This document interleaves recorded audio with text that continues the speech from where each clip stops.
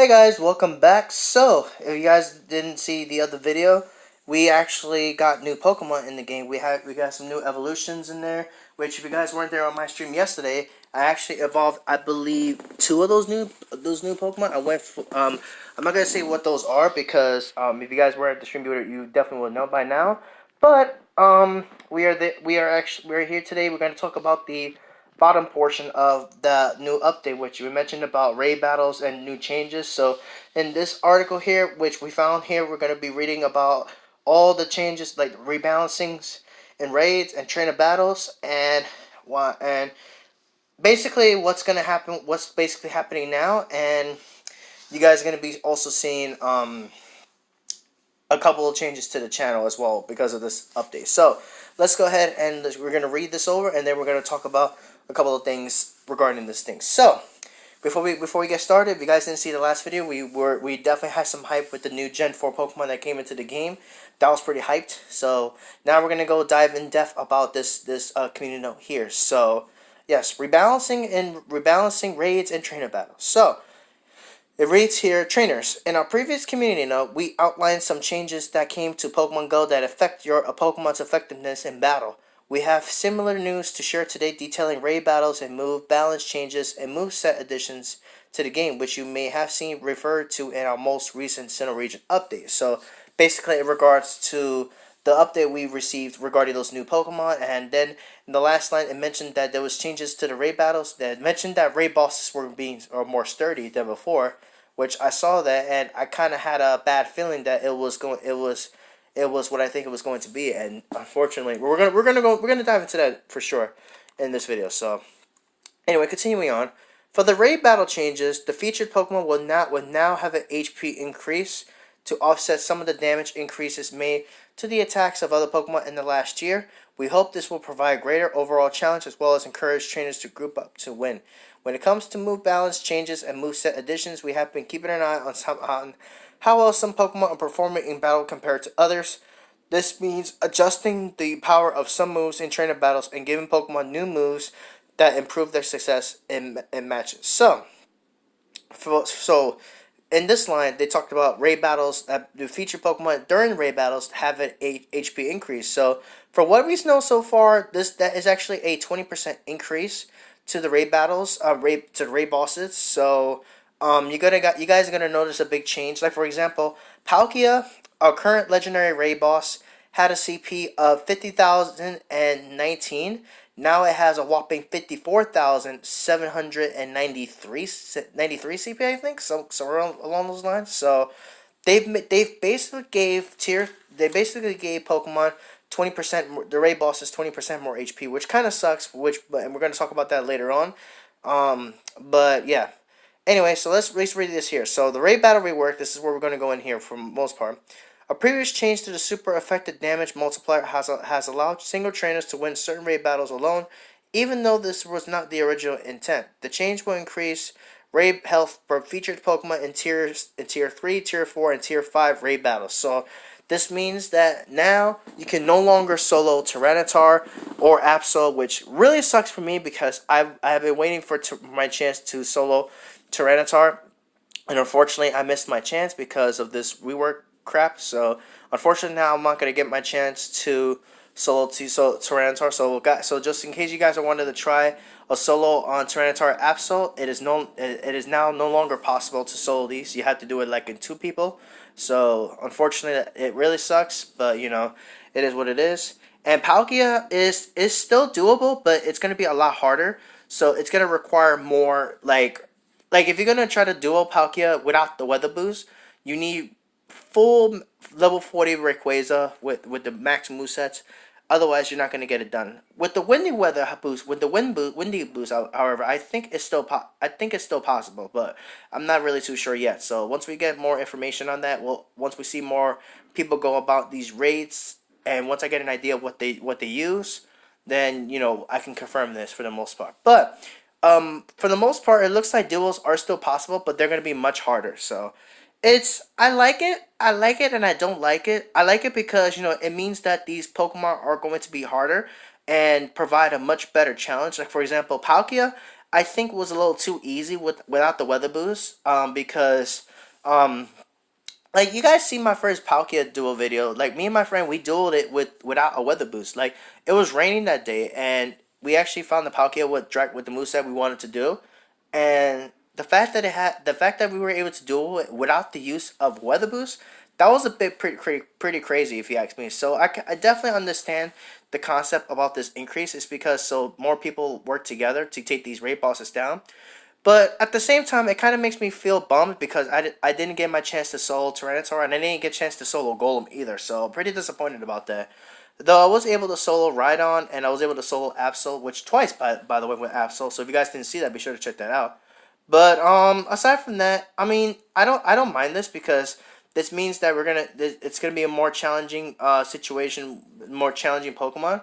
So I like challenges, and you know me, you guys know me. I love a good challenge when it comes to these challenges there. So I don't mind this, but at the same time, I kind of feel disappointed because I never got a chance to you know solo Tyranitar, but I'll get over it for sure. So don't worry, guys. But what's also cool about this is that players will receive increased Stardust from completing raid battles. So you're now gonna get you're gonna be getting more Stardust by completing the raid battles. Now, I'm not sure precisely how much you're gonna get, but that's actually pretty cool because we could always use more extra Stardust. I wonder if this also means that we can actually get more Stardust than before. I wonder if we can get more Stardust now. I wonder how much precisely Stardust we were to be able to, obtain. So I'm really curious to see what we can get, how much more Stardust we're gonna get. But we'll see. We'll see about that. But that's pretty cool.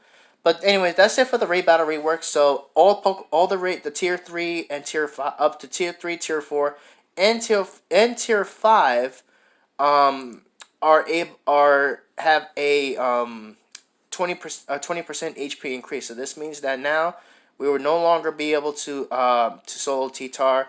We're no longer able to solo Absol at all. So bit of a bummer, but we'll definitely move forward from it. So it's not a big deal. So, anyways, let's talk about the trainer battle rework. So the following trainer battle moves will receive damage changes. So it shows a list here. Fast attacks, it shows Waterfall, Smackdown, Shadow Claw, which Shadow Claw is going to get an energy increase, which means I think it's going to fill up much quicker, so that's pretty cool.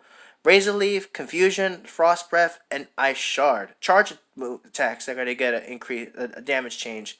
It's going to be features Body Slam, Iron Head, Dazzling Gleam, and Psyshock.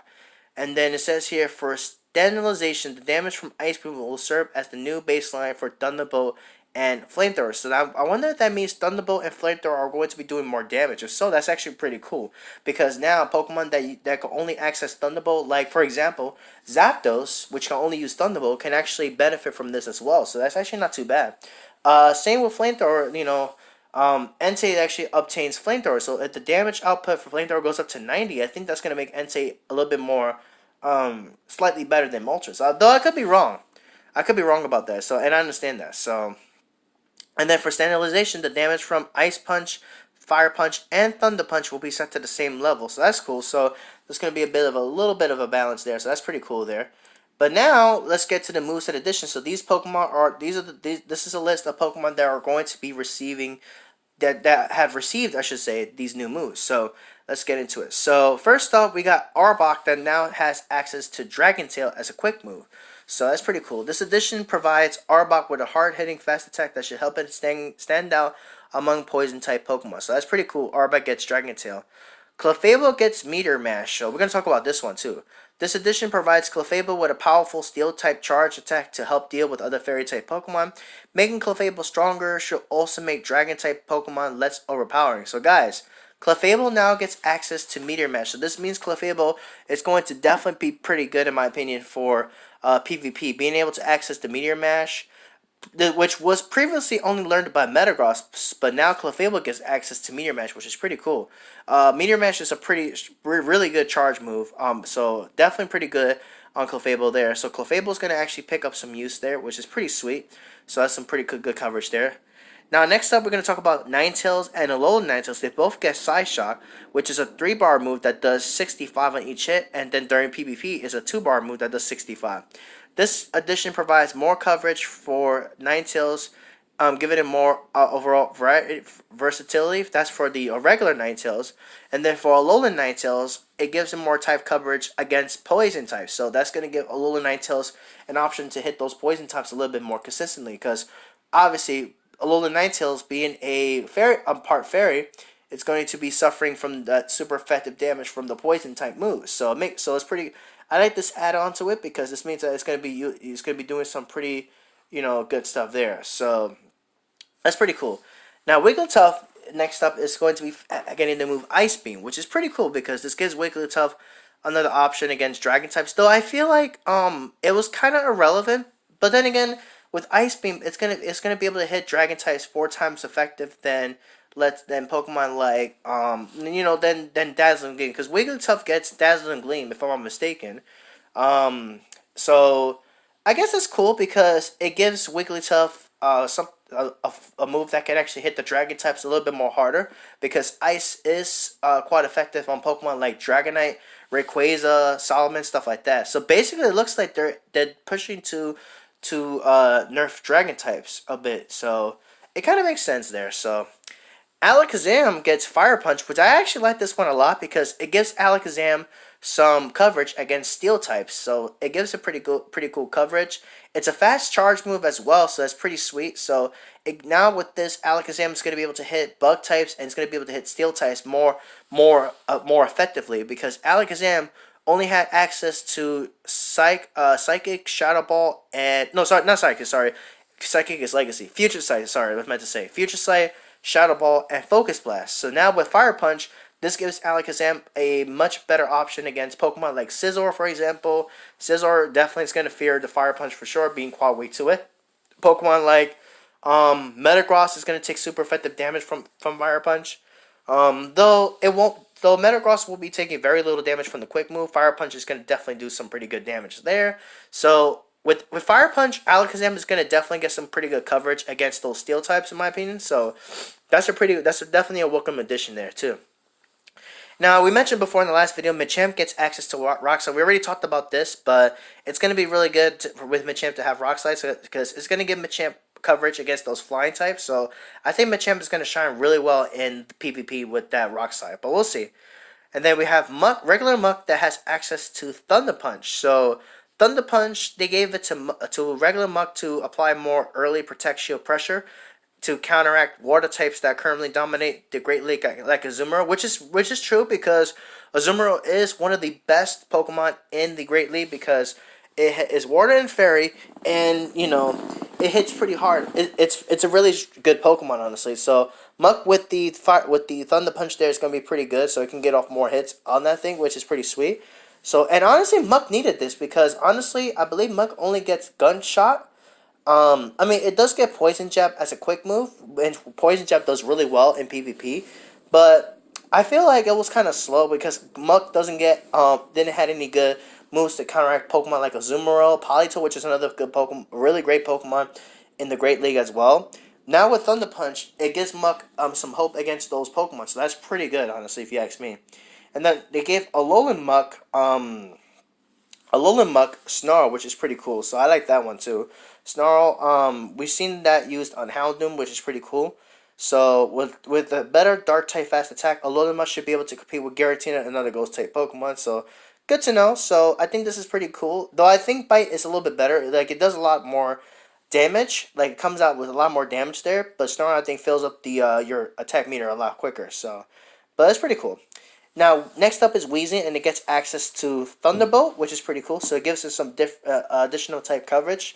So kind of like a Muck with Thunder Punch, it'll give Weezing a usage in the Great League, because it can use Thunderbolt to counteract those water types, once again, like Azumarill, Politoed, just to name a few. Though, if I'm not mistaken, Weezing does get Sludge Bomb, so though it will be the Thunderbolt will be useful against Politoed for sure, so that's another good choice there.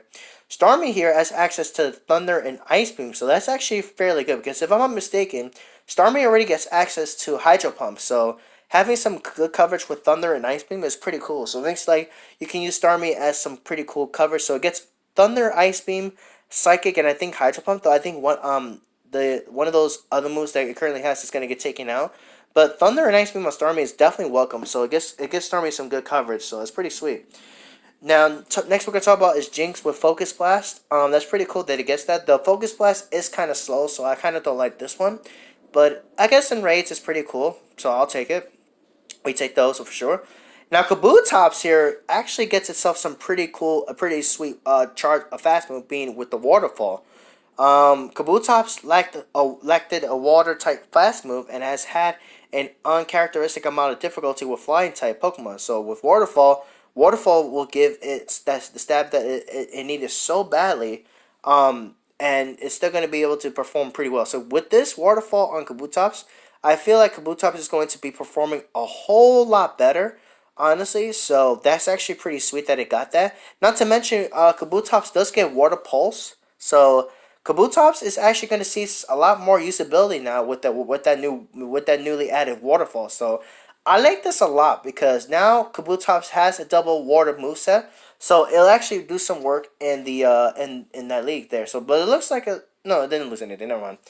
But Waterfall with that is definitely pretty sweet, and you can use some good coverage there as well. And it gets Water Pulse, so Kabutops. I mean, Water Pulse is not the best water type move, but now Kabutops has Waterfall. It's gonna actually perform a lot better.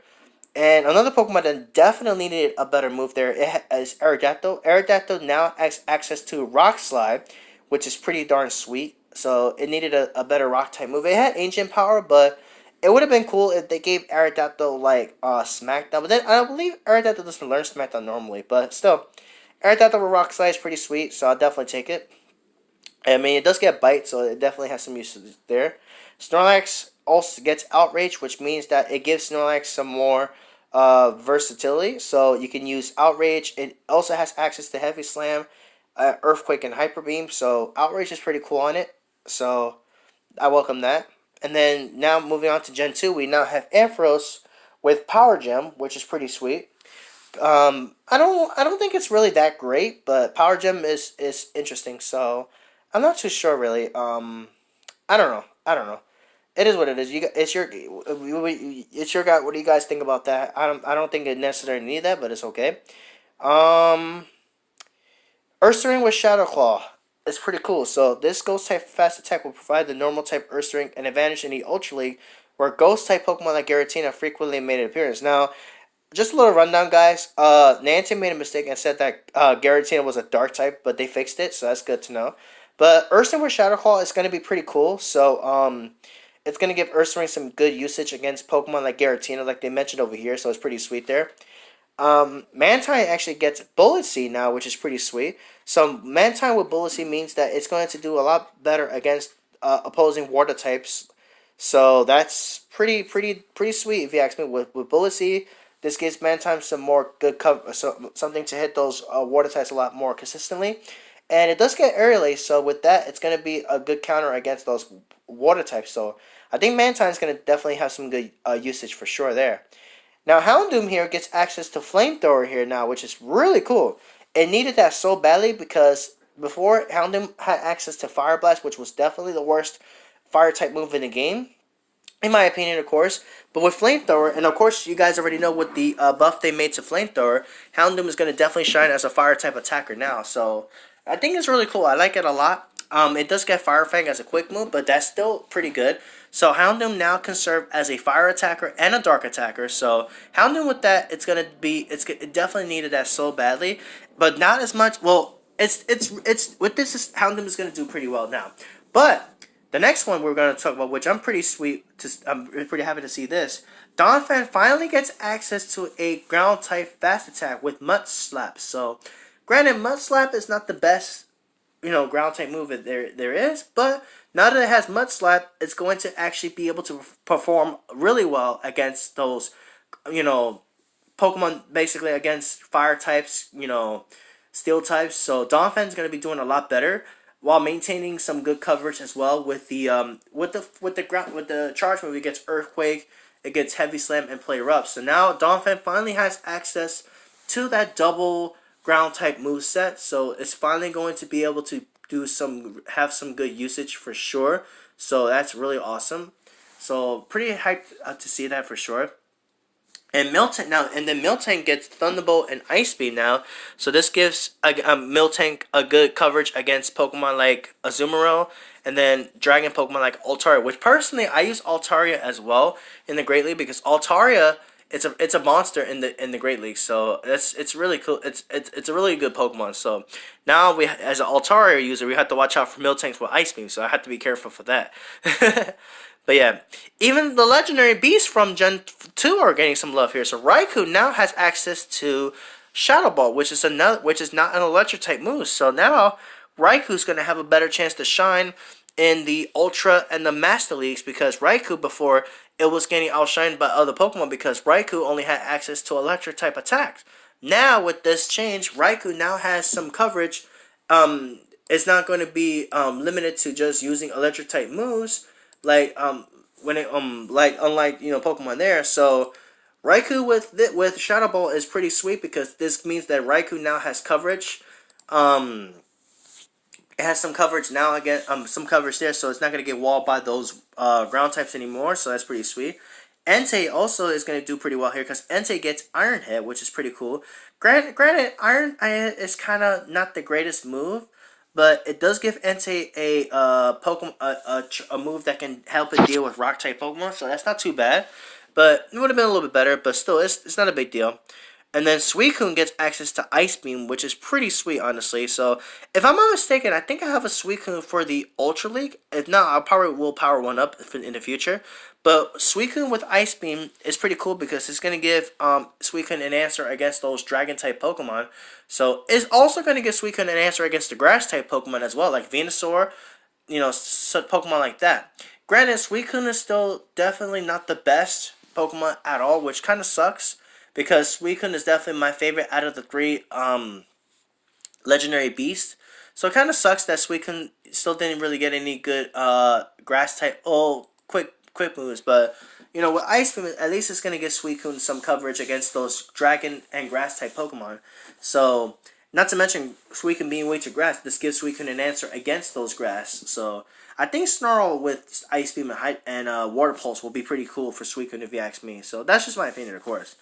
Next up, we got Ho-Oh, which now has access to Hidden Power. So, this is a weird choice, but if you happen to luck out and have a Ho-Oh with Hidden Power Fire or Hidden Power Flying, then, it's obviously a gamble, but if you luck out to actually have it, then congratulations, because that's going to be pretty darn sweet.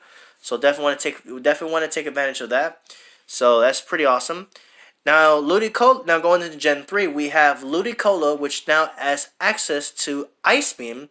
So, like the other top Pokemon, it's going to give Ludicolo answers against Dragon types. So, they're really going hard to countering Dragon types for sure, guys. So, Ice Beam is going to be really good against those Dragon types. In addition, it does have Blizzard, but Ice Beam is definitely better. And Ludicolo actually has some pretty good potential because it does have access to Razor Leaf and Bubble. So, Ludicolo with Ice Beam is going to be doing pretty well there. Trimeco gets access to Psyshock, which we already talked about Psyshock before. Solomon's here gets access to Bite, which is actually pretty cool because Bite is really good in PvP and PvP because the damage when it comes out, it just rips through a Pokemon like so fast. It's not even funny, honestly. So it's pretty insane. Being able to have access to Bite is pretty sweet. So it's a good start when it comes down to that. Though it would have been pretty cool to see Salmons get access to Outrage as well, but you know what? Beggars can't be choosers, but so we'll take what we can get. And it having Bite means it can get access to those charge moves a lot faster, I think. I could be wrong. But in my opinion, it's still pretty cool. I definitely can't wait to mess around with it. Now we're going into Gen 4 here. We got Luxray that has access to Hidden Power. So, I mean, it does get Spark, so it's not really the best move there if you ask me. But I guess Hidden Power is cool. I mean, if you get something with different coverage, then that's pretty cool there. Now, here's one of the bigger ones here, in my opinion, guys. Roserade actually gets access to Grass Knot, which I have mentioned this before in my stream, if you guys were there. But Roserade with Grass Knot means that Roserade is going to most likely take the #1 position as being the best Grass-type Pokemon in the game. Though I could be wrong about this, but depends on the numbers here, but Roserade with Grass Knot means that it's going to be putting in, it's going to be doing a lot, it's going to be doing a lot better than when it used to before, so that's pretty sweet, and I think Roserade's going to shine really well when you use it for both PvP and for raids, but it's going to be pretty cool. It's definitely, it definitely needed that. It was eventually going to get, I figured it was going to get Grass Knot, but pretty happy they got it, so that's pretty awesome. And also, Hunchcrow getting access to Sky Attack, which means Hunchcrow is going to be the best flying type Pokemon in the game. No joke. Like with Peck, it already has access to Peck as a quick move, but now with Hunchcrow having access to Sky Attack, it's going to be doing pretty well on that regards. Granted, it had Rainbow, but Sky Attack is a lot better because we've seen it used on Lugia, so we know how well Sky Attack is going to perform. So that's pretty sweet that it now has access to that. Next up, we're going to talk about is Drapion with Bite, and this is also pretty cool because this means Drapion's going to get access to his quick moves a bit better. So that's going to be putting so much pressure. So Drapion with Bite is really good. So definitely can't wait to mess around with that. Then we got Magmortar here with Psychic. It's cool. It gives it some different cool coverage there. And here's another one that I feel like it's going to be really good. Togekiss now has access to Flamethrower, guys. Flamethrowers. So this gives Togekiss an answer, something to hit Steel types more effectively. So that's really good. You can also use Flamethrower against grass types as well, or bug types, but you have Aerial Ace for the bug and grass types. But Flamethrower, I think, is going to be really good against those steel types. So Pokemon like Scizor, so Togekiss now no longer has to worry about dealing with those steel types, being walled by steel types like Scizor, Metagross, because now it's going to be able to answer them really well with that Flamethrower. So Togekiss with this is definitely needed. It definitely needed a good response there. So I'm personally pretty happy with this one because Togekiss with this is going to be doing so much work. So I already have a Togekiss ready for the Ultra League as well. So definitely want to try to get Flamethrower on that one. So I can definitely utilize that against those steel types. So other than that, that's pretty sweet. I can't wait to mess around with that. And then finally, to finish the list, we have Porygon Z with Blizzard. Unfortunately, Blizzard's not that great. It would have been Ice Beam would have been a little bit better, but it gives it a move to hit Dragon types, I guess. But other than that, it's not really that great. And that's going to be the end of the whole list, guys, and with this whole update. So, and it says here, they go on saying, we are excited to see the teams you build with these changes, trainers. Stay tuned as we will be sharing more updates like these in the future. Good luck on the battlefield. So there you go, guys. So a lot of things here. I'm sorry for this video being super long, but a lot of Pokemon, a lot of new moves added to Pokemon, and there were actually moves here that Pokemon really needed. So, like for example, Roserade with Grass Knot means that Roserade is going to be doing really well. Togekiss with the Flamethrower there, which is pretty sweet. Houndoom having Flamethrower is going to make it do really well. Donphan having access to that fast move is going to finally make it do some shine. Kabutops is going to be a little bit better as well. You have Pokemon that benefit from these because they get some good coverage for raids and for PvP. So, what do I think about these lists? I like these moves a lot. There are some moves I kind of question, but there are some that here that actually are going to perform really well. So other than that, I like the moves for sure, especially on Pokemon like the Alakazam, Machamp that got moves. You got Roserade with the Grass Knot. That's going to be really good. Togekiss with Flamethrower. So definitely pretty sweet there. So what do you guys think of this whole change to the game, to the rework, to the raid battles, and to the trainer battles? So let me know in the comments below. What do you guys personally think about this? And yeah, guys, I still feel bummed about what happened to the raids. I didn't get a chance to challenge myself, do the challenge on those, but despite that, I think these are still pretty cool, and I can't wait to mess around with some of these Pokemon in PvP soon.